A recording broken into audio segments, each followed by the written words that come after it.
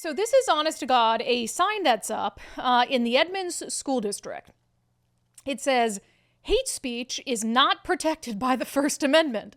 Hate speech violates the fundamental human rights of the people that are targeted. Opinions may offend, shock, or disturb, but they cannot incite violence, hostility, and discrimination. Speak up.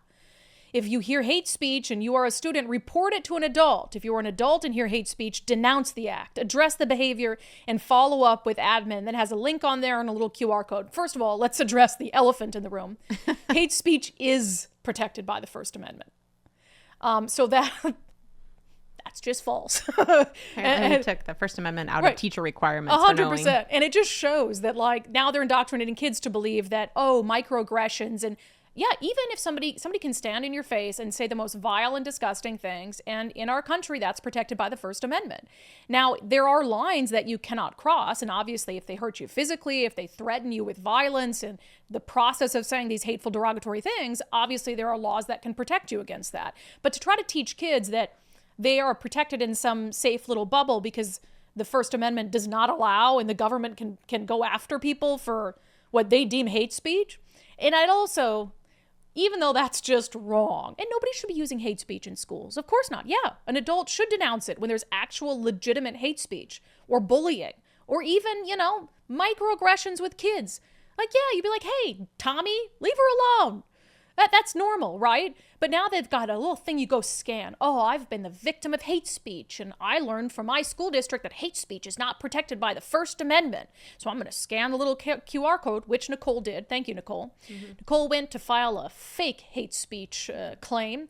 It takes you to this page where it talks about harassment, intimidation, and bullying.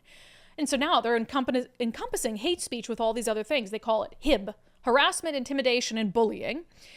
Schools are meant to be safe and inclusive environments where all students are protected from harassment, intimidation, and bullying, including the classroom, on the school bus, in sports, during other school activities. This section defines HIB, explains what to do when you see or experience it, in our school's process for responding to it. So anyway, it gets in here and it's talking about discrimination, what's the investigation process, what is discriminatory harassment, sexual harassments, what should I do about these things, when should I file a complaint, and then it has this whole section on our school is gender inclusive, okay?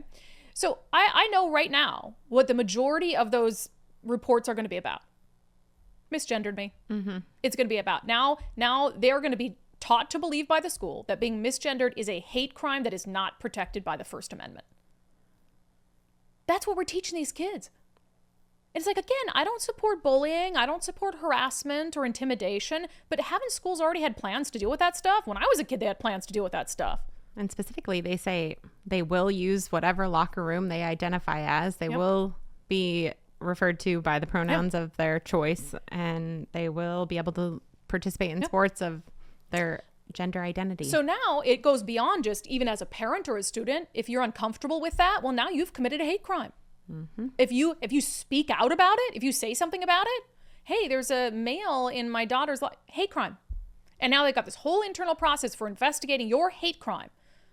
It's insane stuff. And I also want to bring up that this Friday on the 10th is that hate crime task force or domestic violent extremism task force across Washington state that Bob Ferguson championed has its second meeting.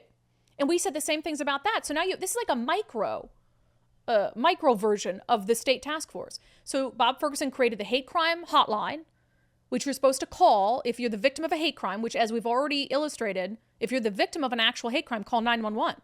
But no, that's not what the hate crime hotline is for. The hate crime hotline is so they can increase the numbers of hate crimes, because anything reported to that hotline, they're going to classify as a hate crime. And there's no investigatory threshold for that.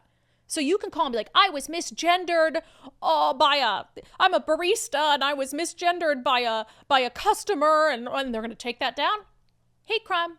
You chalk up another hate crime, and they're going to use those statistics to feed into the domestic violent extremism task force that's just full of crazy leftists who believe that, honest to God, the biggest threat of domestic violent extremism in our state is the right wing, not the left wing, which has been committing acts of domestic violent extremism for like 25 years.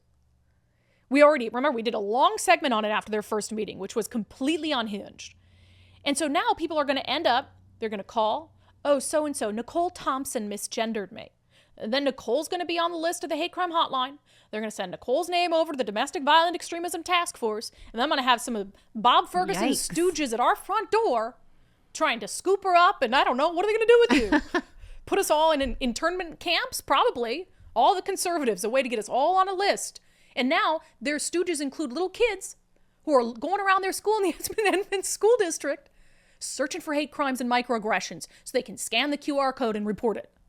And if you think that that's all hyperbole, I mean, look at what the documentary we did, Operation Indoctrination, where like kids were being singled out and bullied by a teacher, singled out for harassment and bullying because they were using incorrect pronouns.